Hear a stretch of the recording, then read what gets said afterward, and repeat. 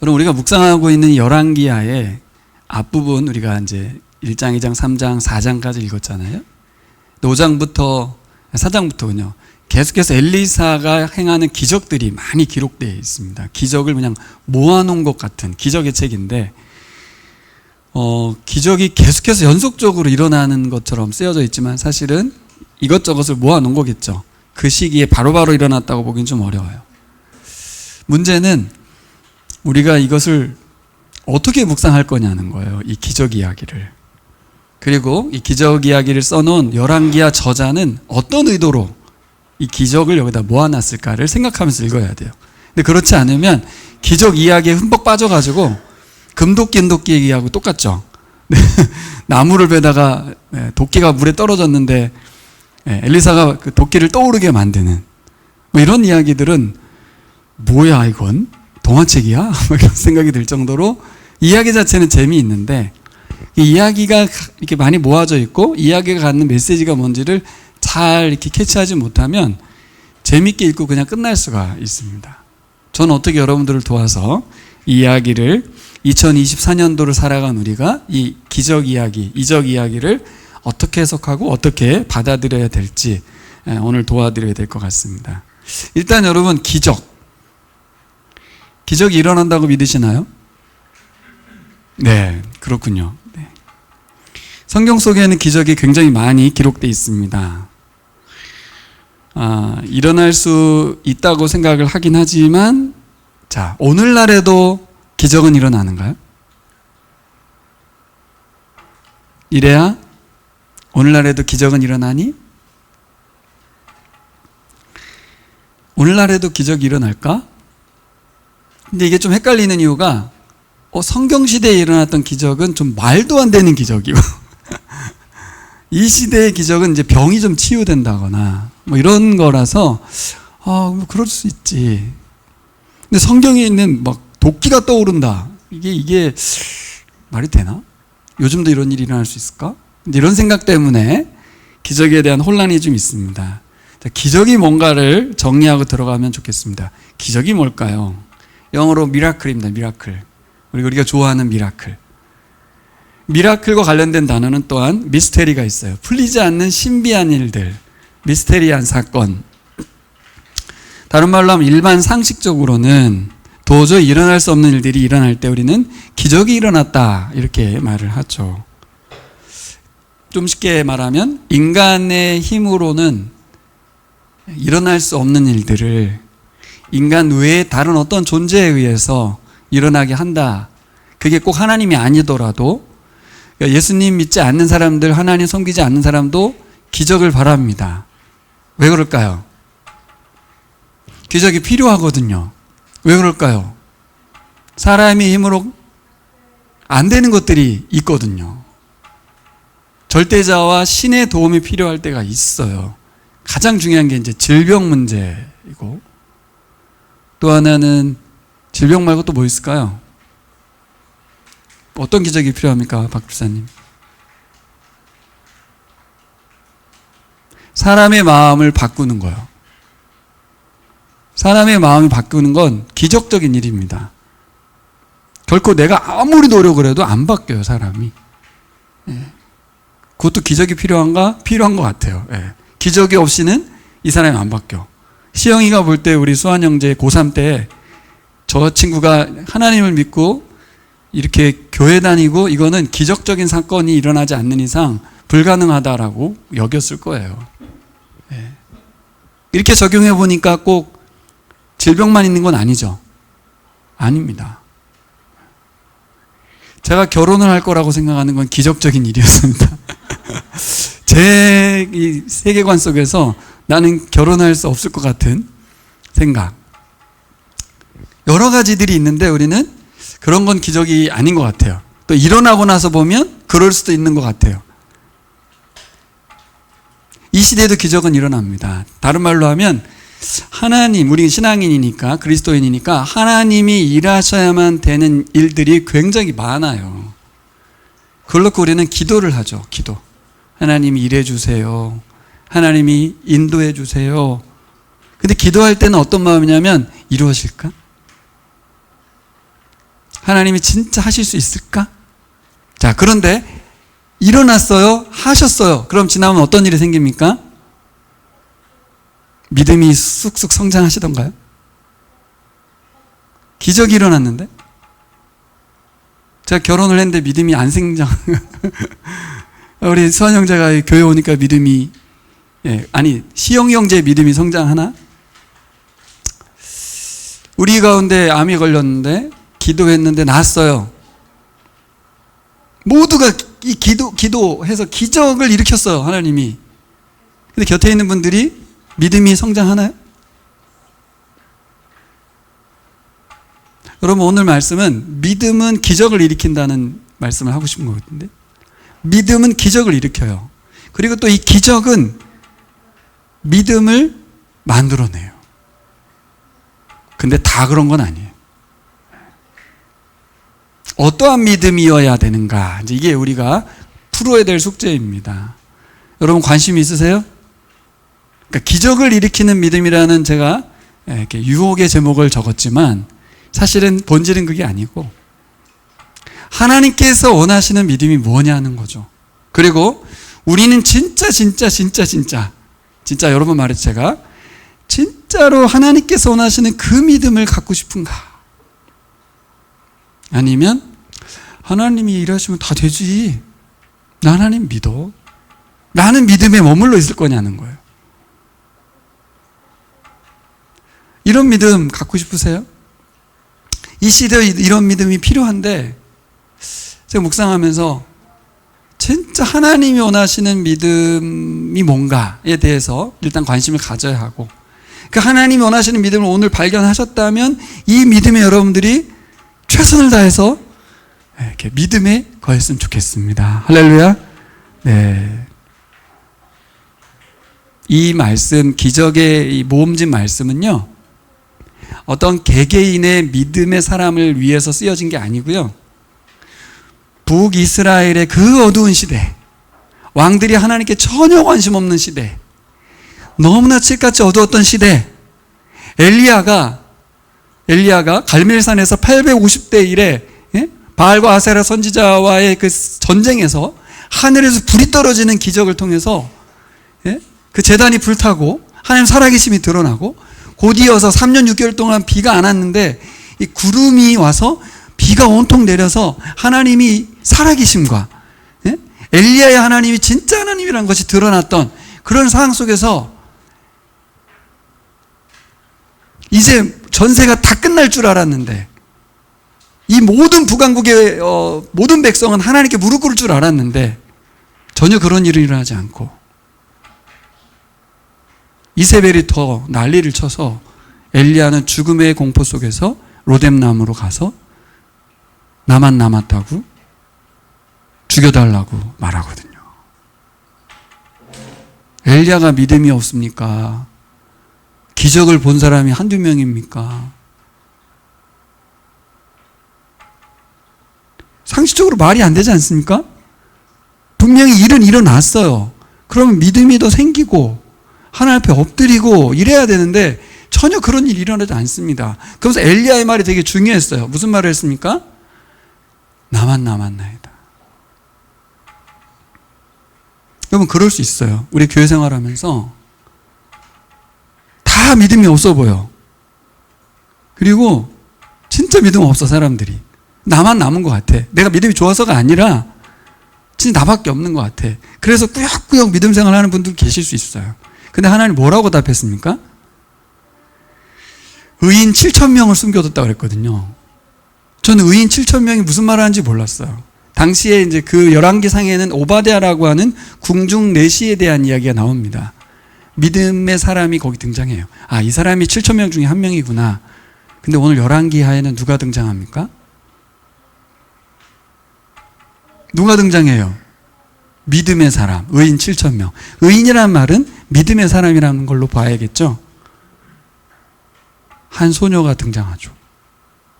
그것도 아람이라고 하는 시리아의 포로로 잡혀간 여종, 여자아이. 제가 보기에는 수빈이나 이래 정도의 아이일 것 같아요. 이래가 믿음이 좋을까요? 제가 믿음이 더 좋을까요?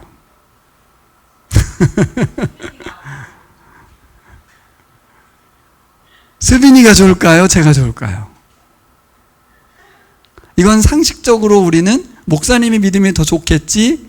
아니라고 써 있잖아요, 여기. 우리가 이거 깨트려야 된다는 거예요.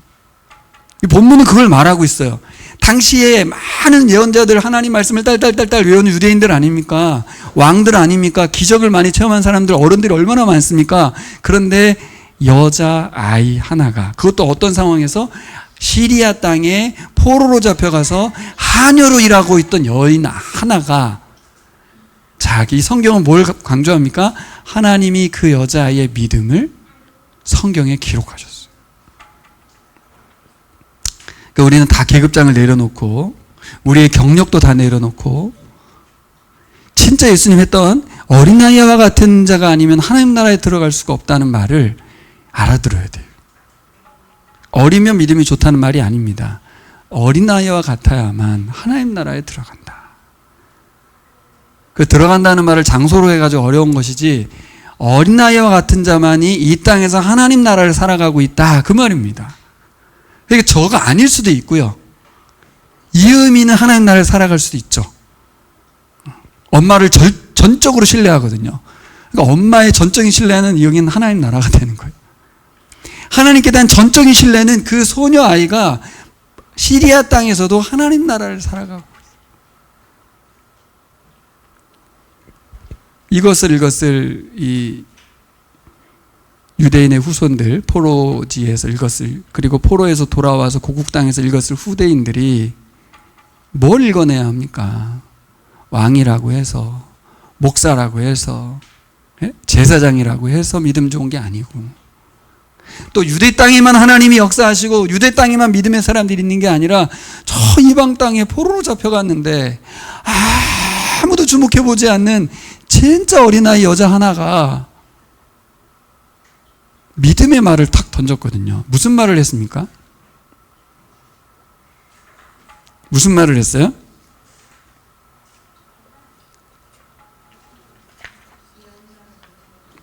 예, 우리나라에 가면 엘리사라고 하는 선지자가 하나 있는데, 우리 주인님께서 그 선지자에게 가서 나았으면 좋겠습니다, 이렇게 말합니다. 여러분, 믿음이, 잘 보세요. 믿음이 뭔가? 첫 번째, 믿음은 자기가 믿는 말을 말하는 거예요. 이건 선포도 아니에요. 선포도 아니고 믿는 바를 말하는 건데, 잘 보세요.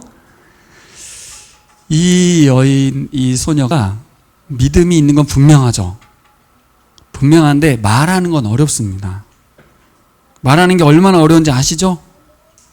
믿음으로 말하는 게 굉장히 어렵습니다.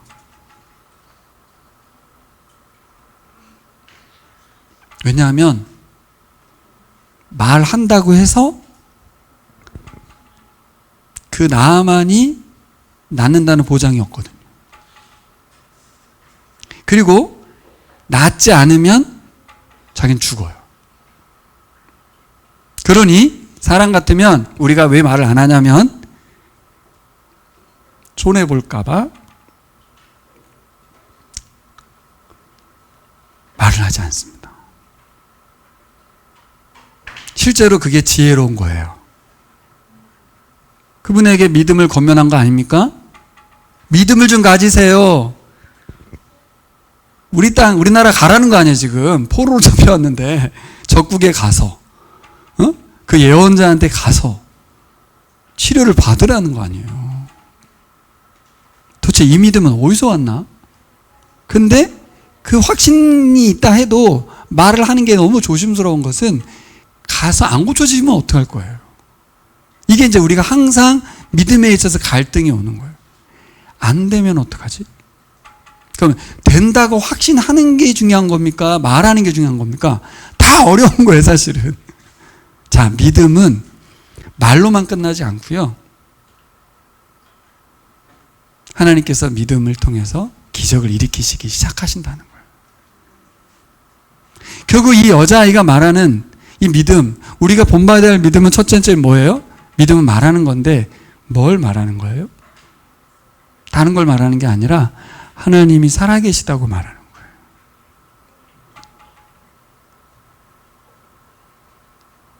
참 놀랍죠. 이 아이는 뭘 예상하지 않았냐면 이게 안 되면 죽을 수도 있다? 이런 거 계산해서는 말하지 않습니다. 이 여자아이가 한 말은 딱 한마디예요. 우리나라에는 살아계신 하나님의 사람이 계신데 그분에게 갔으면 좋겠습니다 라고. 고쳐지지 않으면 죽을 수도 있는 단어를 말하면서 믿음이 기적을 낳는 시작이 되었어요. 아주 작은 말 한마디가 무슨 일이 벌어졌냐면 아람 왕이 편지를 써가지고 시리아 왕이 편지를 써가지고 북이스라엘 왕한테 편지를 써가지고 예물까지 보냅니다. 이 여자아이는 지금 무슨 일을 벌인 거냐면 왕들을 움직였어요. 이 믿음의 언어가 왕들을 움직였어요. 저는 이걸 뭘 봤냐면 믿음에서 존재감이 드러나는구나. 이 시대는요, 자기 존재감이 드러나지 않아서 막 노심초사하는 시대 아닙니까? 내가 이 공동체에서 도대체 나는 어떤 존재지? 나는 뭐지? 이런 생각을 늘 하거든요. 그래서 우리는 어떻게 하냐면 존재감을 드러내기 위해서 얼마나 발버둥치는지 모릅니다. 이 세상에서의 존재감은 뭘로 드러납니까? 그가 있는 자리로 드러나고 능력으로, 힘으로, 부와 명예로 존재감이 드러나는, 그렇죠? 그걸 추구합니다. 근데 여러분, 우리 그리스도인들은 그걸 추구해서는 존재감이 드러나지 않는다. 오늘 본문은 뭘 말해요? 하나님 나라에서는 그래서 존재감이 드러나는 게 아니고 하나님을 알고 있는 믿음에서 존재감이 드러난다는 거예요. 우리가 하나님을 얼마나 알고 있느냐, 그 믿음의 언어를 통해서, 믿음의 행동을 통해서 존재감이 드러나요. 엄청난 존재감이죠. 이 여자의 말이 시리아 왕을 움직이고. 근데 그녀는 사회적 지위는 뭡니까? 포로였고요, 하녀였고요, 아무런 힘이 없는 소녀였을 뿐입니다. 믿음이 이렇게 놀라운 거예요. 이 세상의 원리에서의 존재감, 파워는 가진 것, 뭔가 있는 것, 소유로 드러나고 지위로 드러나지만 이 여자아이는 아무것도 없고 아무 지위도 없는데 하나님을 안다는 것만으로도 세상에 엄청난 존재감을 보여주었습니다. 여러분 부럽습니까? 여러분 이 믿음에 대해서 사모함이 계십니까? 하나님을 알아가시기를 소망합니다. 하나님을 아는 자로서 우리 사교선생님이 학교에서, 그리고 우리 은혜 집사님이 가정에서, 또 다른 모임들에서 하나님을 아는 것을 말하고 그분과의 관계를 드러낼 때 내가 의도하지 않았어요. 그냥 나는 우리나라에는 하나님의 사람이 있는데 그가 능력의 선지자다. 그냥 팩트를 말했을 뿐인데. 제가 하고 싶은 말씀은 어른 같으면 그런 말 하지 않는데 아이라서 한 말이에요. 제가 보기엔. 이 아이가 계산을 했단 말하지 않았어요. 몇 분이 없어요? 주인을 사랑하는 마음. 이 사람이 나를 데려온, 나를 잡아온, 나의 주인이 됐는데 어쨌든 포로로 잡혀왔으니까 나를 이렇게 끌고 와가지고 일시키는 분이지만 이 여자아이는 그 상황 속에서 하나님을 원망하거나 자기가 포로이고 하녀인 것에 처지에 비관하거나 그렇게 하지 않고 신기하게도 거기서 하나님을 섬기고 하나님을 예배하고, 이게 뭘로 드러납니까? 주인을 사랑하고 주인을 위해서 진실한 말을 하는. 세상에 이렇게 사는 사람이 있다니까요. 하나님께서 바라시는 믿음인 것 같아요. 우리의 상황은 내가 생각하지 않은 어떤 형편이 막 처할 때가 너무 많습니다. 난 절대 싫은데 거기에 가 있을 때가 있어요. 그 상황 속에서 이 여자아이는 뭐 하고 있습니까? 처지를 비관하거나 상황을 원망하거나 하나님께 다른 기도를 하지 않았어요. 고국으로 돌려보내주세요.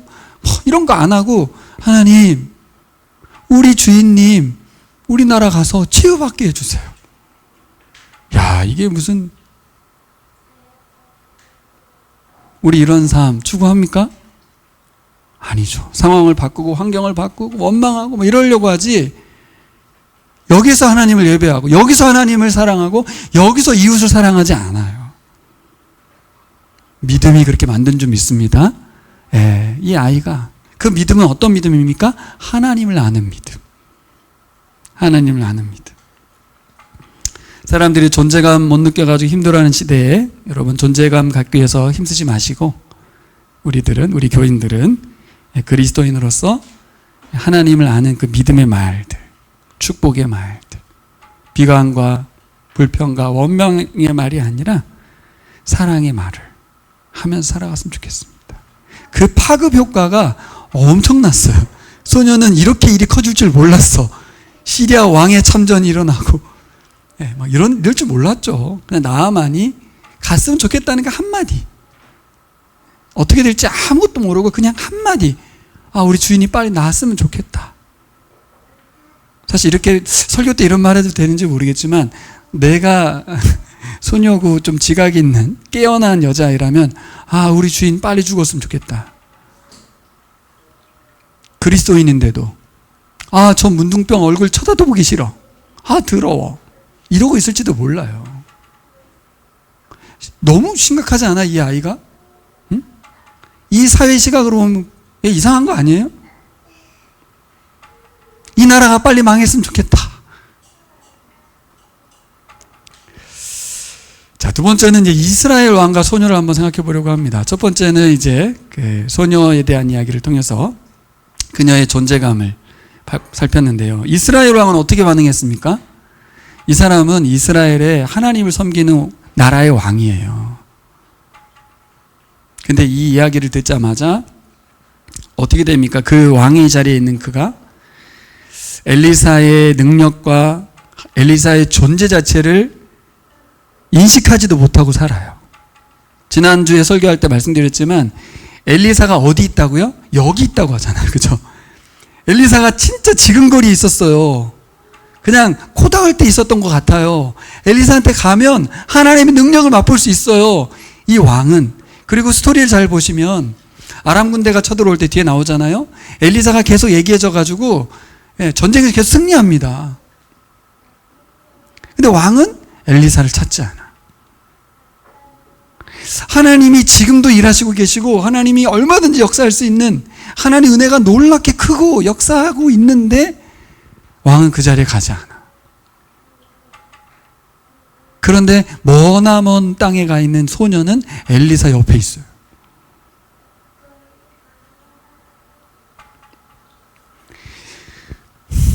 엘리사가 가까이 있고 하나님의 사람의 기적의 역사들을 계속 소식으로 듣고 있는데도 불구하고 하나님의 은혜를 누리지 못한다. 이게 지금 말이 되나요?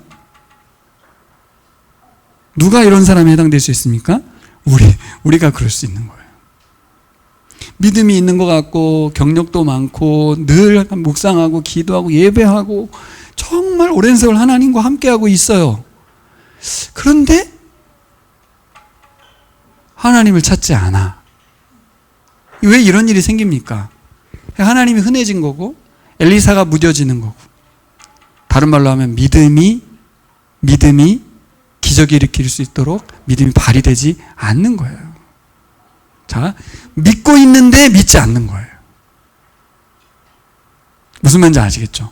종교 생활은 하고 있는데 하나님과의 관계 속에서 오늘 살아계신 하나님을 만나지 못하는 거죠. 여러분, 이스라엘 왕, 그의 자리와 위치, 또 그가 하나님과 관련된 모든 상황들을 놓고 보면 이스라엘 왕은 바보죠, 바보. 우리가 바보가 될 수가 있어요. 네. 그래서 말씀을 봐야 되는 것 같아요. 이 말씀 앞에 서지 않으면 바보로 사는 거예요. 내가 하나님을 알죠? 모릅니까? 하나님이 역사하시면 기적을 이룬 걸 모릅니까? 기도하면 하나님 일하신다는 거 모릅니까? 그러나 아무 일도 일어나지 않아요. 결국 이 믿음이 하나님의 은혜를 가져오게 만듭니다. 그렇죠? 어떤 믿음이? 이 소녀의 믿음이. 자, 이야기로 들어가 볼까요? 시리아 왕이 나아만에게 막대한 예물을 들려서 엘리사에게 보냅니다. 사람이라면 누구나 좋아할 예물을 보냈는데, 그래서 나아만은 이제 물건 가지고 가면서 어떤 생각이었겠어요? 엘리사가 맨발로 뛰어나서 영접할 거라고 생각을 했는데, 얼굴도 안 보여주고 문 밖에 나오지도 않고 자기 종시켜가지고 해결책을 명령하죠. 제시한 것도 아닙니다. 명령을 합니다. 자기의 지위가 있고 지금 가져온 예물이나 정성이나 이런 거 생각하면 엄청 무례하게 짝이 없는 반응이었습니다. 그리고 명령은 뭡니까? 요단강에 들어가서 7번 몸을 씻어라. 7번이나 몸을 씻어라 라고 읽어야 될 것 같아. 한 번도 아니고 두 번도 아니고 세 번도 아니고 7번이나 몸을 씻어라. 7번 몸을 씻는 건 어떻게 하는 거예요, 여러분? 어떻게 하면 7번이 횟수가 되는 거예요?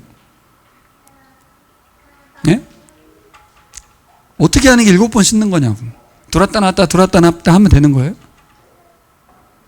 그 7번으로 쳐줄 수 있는 건가? 해결책조차 황당하게 그지없는 그 명령을 던진 겁니다. 야, 이게 이런 수모를 당하는 거에 대해서 정말 분노가 일어나죠. 도대체 이 XX가 막 이런 말이 나오지 않겠어요? 믿음이 뭔가? 믿음은 우리의 경험과 지식과 스펙과 부와 명예가 세워놓은 체면을 내려놓는 것입니다. 여러분, 믿음은 체면을 내려놓는 것 같아요. 여기 보면 여러분, 우리 사회적인 체면이 우리의 믿음을 방해합니다. 고집과 습관이 믿음의 가장 큰 방해 요소인 것 같아요. 우리의 습관, 예, 그리고 고집, 내가 가지고 있는 이 개똥철학, 수많은 경험, 오래된 이 교회 생활이 오히려 믿음을 방해하는 거예요.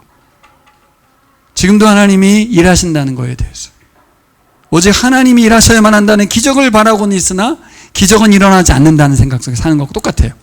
기적이 일어나길 바라지만 기적은 일어나지 않는다. 뭐가 문제를 일으키고 있는 거예요? 자기 생각이 기적을 안 일으키는 거죠. 하나님께 나아가지 않게 하는 거예요.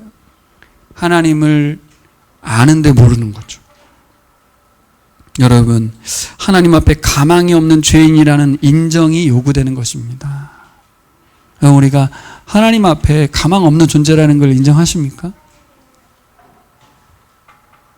전적인 하나님 은혜가 필요하다는 절박함이 우리에게 필요해요. 정말로 하나님이 아니면 안 되는지, 이 발걸음의 이유와 목적이 무엇인지 나아만에게 이런 귀한 질문을 던져주는 신하들이 옆에 있었습니다. 참 놀랍지 않습니까? 이 질문이 아니었으면 믿음이 발휘되기 어려웠어요. 하나님께 기대와 소망을 갖기 어려웠어요. 근데 옆에 신하들이 그런 말을 던져줬거든요. 뭐라고요? 정말로 하나님 아니면 안 됩니까? 라고 물었잖아요. 그리고 여기까지 왜 오셨나요? 이게 물었거든요. 이 발걸음의 의미는 무엇입니까? 체면입니까? 아니면 병치유입니까? 하나님은 치유될 거라고 믿습니까? 물었거든요.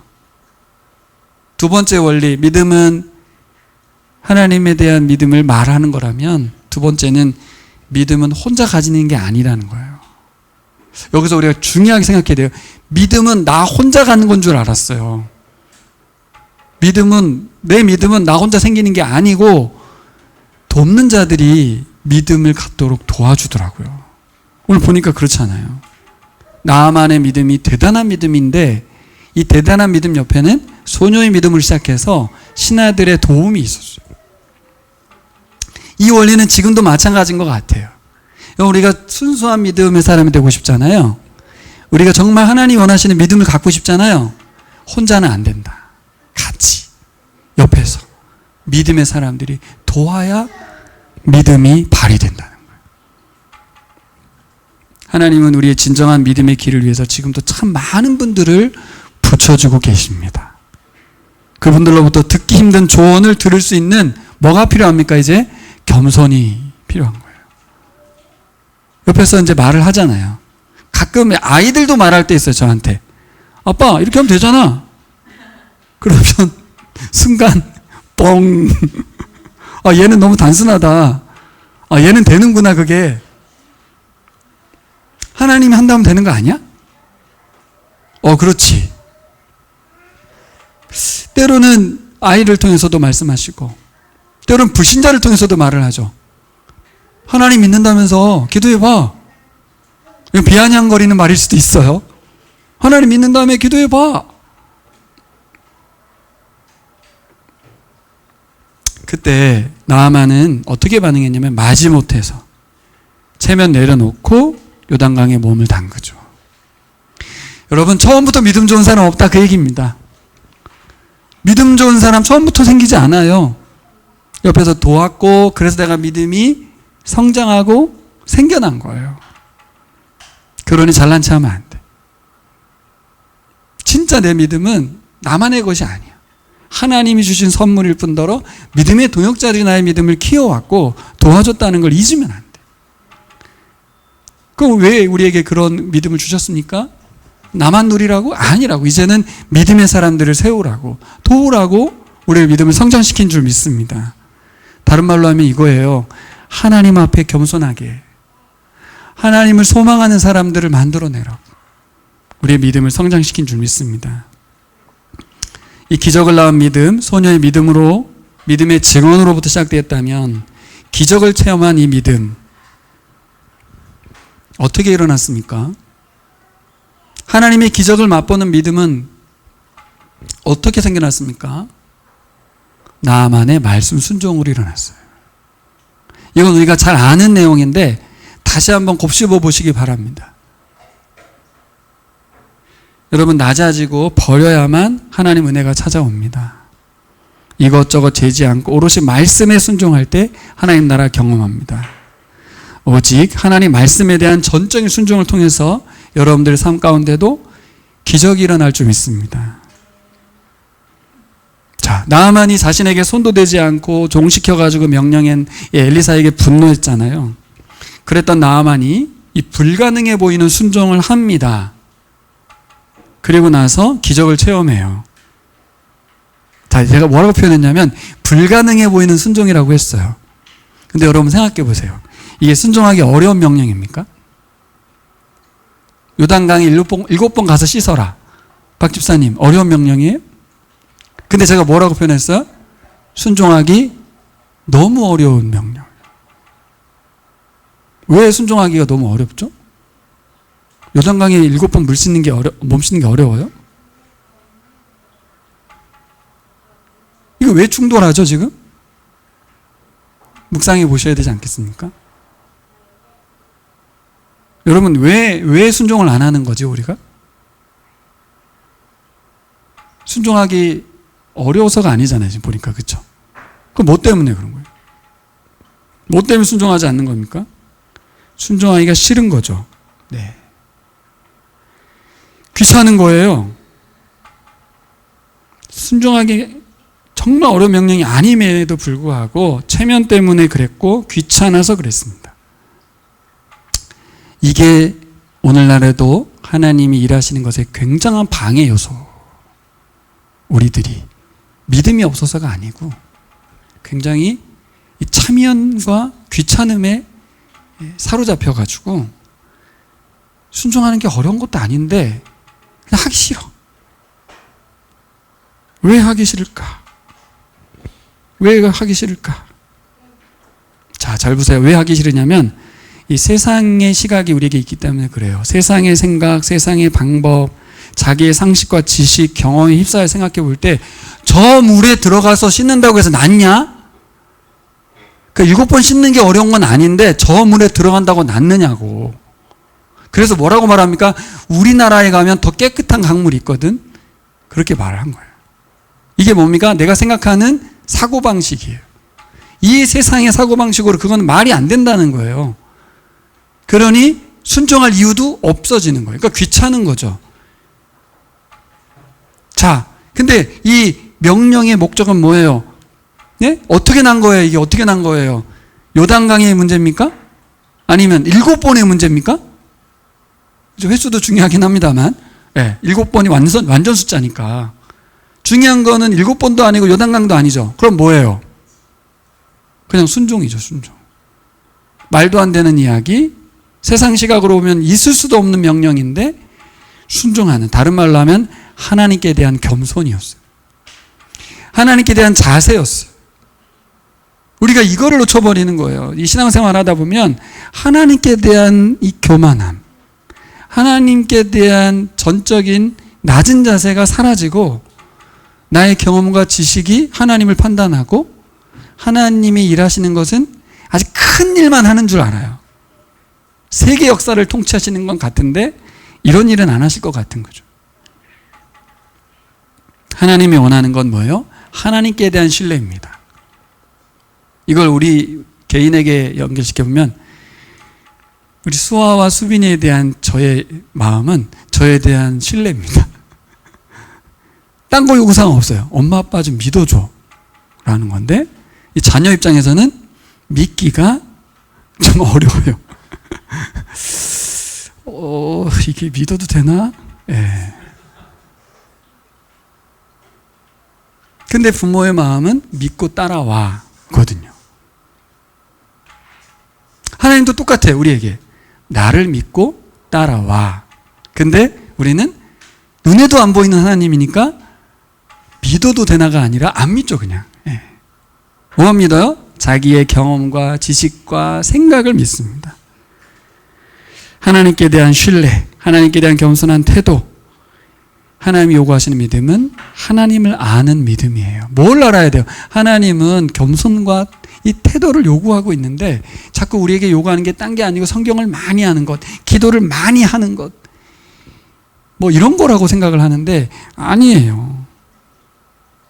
그 여인이 성령의 감동으로 주인에게 말하라고 할 때 말한 거, 아주 작은 그 말 한마디가 여기까지 왔습니다. 하나님은 그 신하들에게, 주인에게 한번 말 좀 해 시켰어요. 뭐라고? 네가 여기 왜 왔어? 응? 중요한 건 병 낫는 거 아니야? 딴 것도 아니고 뭐 그거 못할 일도 아닌데 왜 안 해? 라고 하는 말을 하게 했는데 듣고 나서 반응하는 거는 나아만의 몫입니다. 여인에게도 그렇고 이 소녀 아이의 말에 대한 것도 그렇고 신하들의 말에 반응하는 건 나아만의 몫이에요. 여러분들의 몫입니다. 성경에 말씀하시거나 사람들이 권면을 하거나 성령님의 감동하심을 줄 때 우리가 순종하는 건 여러분의 몫이에요. 하나님을 신뢰하고 아주 작아 보이는, 그리고 내가 굉장히 귀찮게 여기며 순종하지 않고 있는 것들이 계시다면 여러분들의 몫입니다.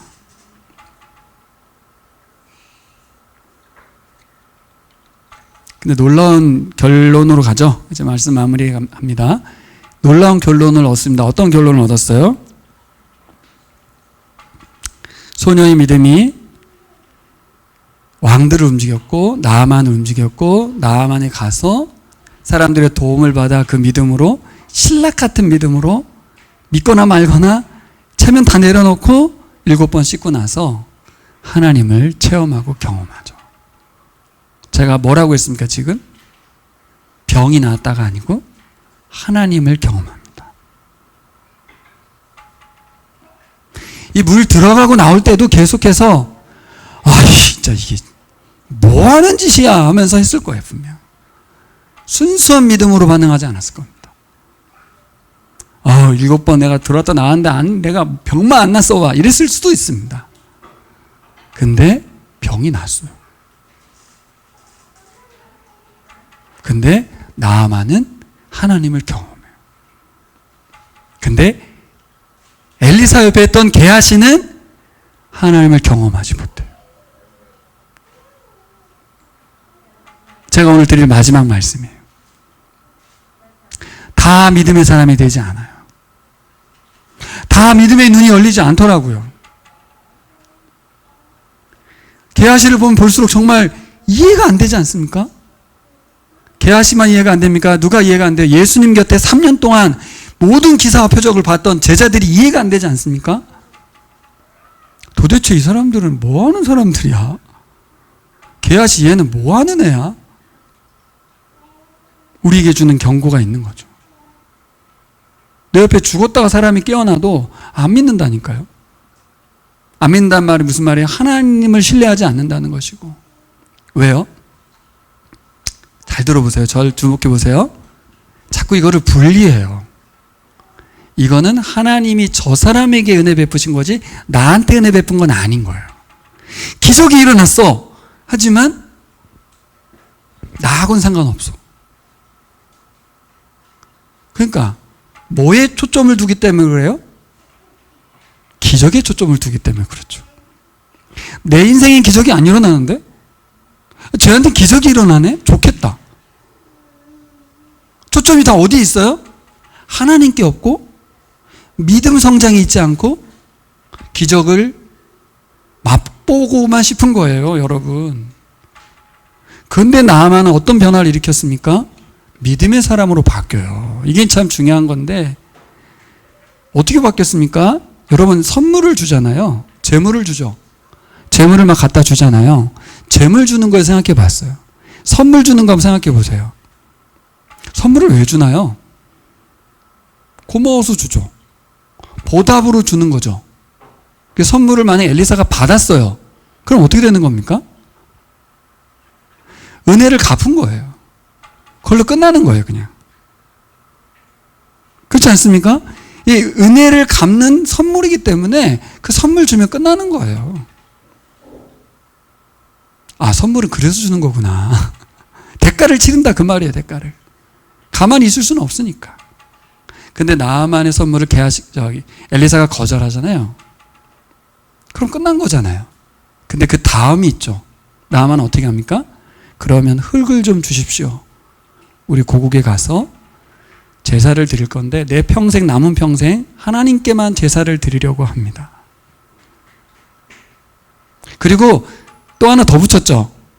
우리 왕이 섬기는 신전에 제가 들어갈 수밖에 없는데 왕이 좀 이렇게 몸이 안 좋아서 제가 부축해야 되고 그러려면 제가 허리를 숙여야 되는데 이 신전에 허리 숙이고 들어가는 것 정도는 허용해 달라고 말합니다. 여러분 이런 기록이 얼마나 이스라엘 후손들에게 경종을 주는 겁니까? 하나님을 섬긴다고 하고 하나님을 믿고 있고 출애굽의 하나님을 노래하고 있는 그들이 하나님을 어떤 자세로 섬기냐는 거예요. 근데 이 나아만은 하나님을 경험한 그는 어떤 자세로 바뀌어요?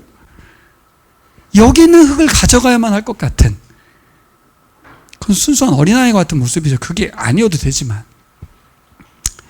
이 선물을 안 받으시는 거 상관없이 나는 영원히 하나님만을 섬기겠다고 고백하고 말아요. 결국 병치유가 중요한 게 아니고 신약성경 예수님도 마찬가지잖아요. 병치유가 중요한 게 아니라 살아계신 하나님을 만난 것이 중요하거든요. 기적의 목적은 기적의 은혜를 베푸는 것도 있었지만 더 중요한 목적은 기적을 통해서 하나님을 알게 하는 거예요. 근데 우리가 여기 있는 열왕기하를 읽으면서 계속되는 이 성경을 읽으면서 여러분 하나님을 경험하고 계신 거예요. 그리고 그들은 좋겠다 하고 구경하고 동화책을 보는 게 아니라 진짜 이 하나님이 이 시대에도 일하시는가에 대한 문제고 또 하나 보세요. 저를 보세요. 이 이야기가 지난번에도 말씀드렸지만 남유다에서 일어난 일이 아니고 북왕국에서 일어나고 있다는 거예요. 어떻게 보면 북한 땅에서 일어나고 있다 이렇게 이해하시면 좀 편할 수도 있어요. 어둠의 땅. 북왕국 20명의 왕 중에 단 하나도 하나님을 제대로 섬긴 왕이 없는 그 시대에 하나님은 하나님의 선지자들을 거기다 두시고 기적을 통해서 하나님의 살아계심을 계속해서 북왕국 백성들에게 알렸다는 거죠. 하나님은 북왕국을 포기한 적이 없다는 거예요. 후대의 사람들이 이 성경을 읽으면서 다 참회하고 통회해야 되는 거예요. 하나님이 관심이 없고 하나님이 능력이 없어서 우리나라가 망한 게 아니었구나. 그리고 북왕국에 믿음의 사람이 1도 없는 줄 알았는데 그렇지 않구나. 대한민국 신앙인들은 우리가 세상에서 최고 잘 믿는 줄 아는데 동남아든 아프리카든 소녀와 같은 믿음으로 사는 이 시대 사람들이 얼마나 많습니까? 우리는 피부색으로, 경제적인 상태로 그들의 믿음을 판단하지만 하나님은 그렇게 하지 않는다. 이주민 사역을 한 우리들에게도 경종을 주신 거죠. 자, 말씀을 정리해 보겠습니다.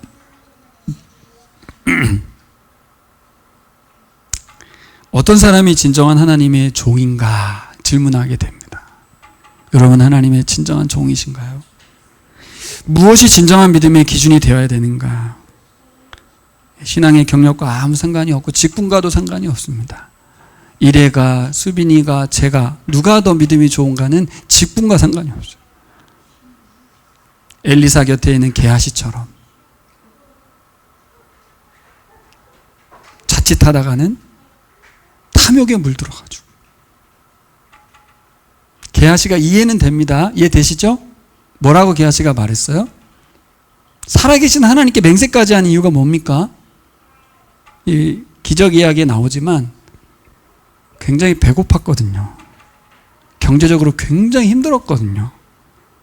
근데 그 재물을 거절하는 이 엘리사가 이해가 안 된 거예요. 충분히 이해가 돼요. 자기는 가서 그거 갖고 와야 된다는 거예요. 근데 그건 명분이었어요. 집에 갖다 뒀잖아요. 그러니까 이럴 수 있다니까요.